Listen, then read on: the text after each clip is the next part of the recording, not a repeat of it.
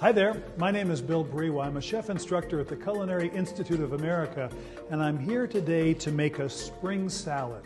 The season, the spring, really inspires salads after a long winter of not having much fresh produce.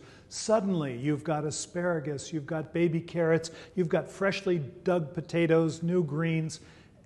Everything is just begging to be made into a salad. So that's what we're going to do today.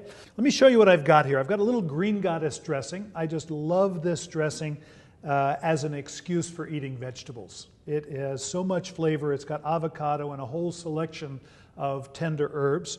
I've got carrots, asparagus, a selection of greens, fingerling potatoes, and purple potatoes. Let me show you how they come together into this wonderful spring salad. The fingerlings, I cooked them in boiling salted water and then split them in half. And just to give them a little more weight and flavor and aroma, I have put them into the pan here. And what I'm doing is I'm browning them cut side down. So you can see they've got a beautiful golden brown appearance and they're nice and crusty. I'm going to leave them there over the heat and just season them with salt and pepper. These purple potatoes, I boiled in salted water, and then when they were tender, I took them out, I cooled them, cut them into sections, and used a ring cutter to cut them into little cylinders, as you see right here, after which I dressed them in vinaigrette. Now, truth be known, I used them first and foremost for their incredible color, but more than that, the purple potatoes tend to have a fuller, nuttier flavor, and that's reason enough to take them to your plate. All these other vegetables, except for the radishes, have been blanched in boiling salted water. Okay, so here's what we're going to do. I love the idea of putting a little surprise in a salad. So the surprise that we're going to put into this salad is a little bit of green goddess dressing underneath the salad so that people, as they begin to eat, will discover it and can enjoy it. Now, to make the colors of this salad pop, I'm going to take some of these purple potatoes and place them on the plate. And then I'm going to add some greens.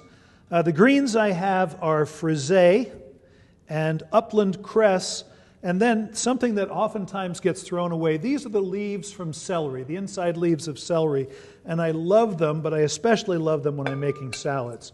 So all of those go in.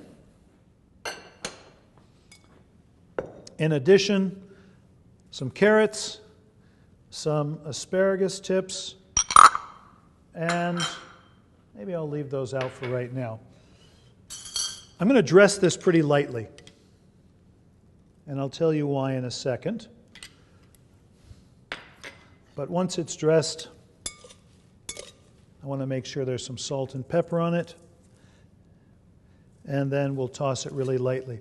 The reason for light dressing is that the herbs and the greens and even the vegetables in the spring are very, very tender, and with too much dressing they just mat down. So better by far that we should plate the salad, and then afterwards, if we feel the need, we can drizzle a little more dressing over the top, but don't overdo it early on.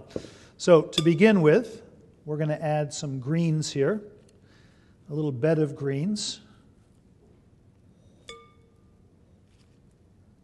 And think in terms of color. Already, that green goddess dressing has become a surprise. No one knows it's there, except you and I. All right, next we're going to come in here and grab some of these potatoes. I love the way that these have sort of an elegant look to them. They're long and slender, and that's the nature of the potato. They brown beautifully. Here I'm browning them in olive oil. If you've got any duck fat kicking around, that is a match made in heaven. And we're going to add some of these potatoes, not too many. I want this to be a delicate salad. And then we'll come back over here and begin the process of introducing some of these baby vegetables. The asparagus tips, the baby carrots. It's actually a fun little exercise to be involved with. It's almost like you're building a picture here. I'm going to add one more potato, I think, right in the middle. And then some more greens, some more of these beautiful, tender little vegetables.